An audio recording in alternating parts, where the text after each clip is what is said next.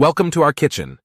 Today, we're going to share with you a delicious and nutritious recipe for overnight oats. Are you ready? Let's get started. First, in a mason jar or a container of your choice, add 1-2 cup of rolled oats. These will be the base of our overnight oats. Next, pour in 1 cup of your preferred milk. You can use dairy milk, almond milk, or any other milk alternative that you enjoy. Give it a good stir to make sure the oats are fully submerged in the milk. Now it's time to add some flavor. You can go with a classic combination like cinnamon and honey, or get creative with ingredients like vanilla extract, cocoa powder, or mashed bananas. Once you have added your desired ingredients, give the mixture one final stir and then cover the jar with a lid.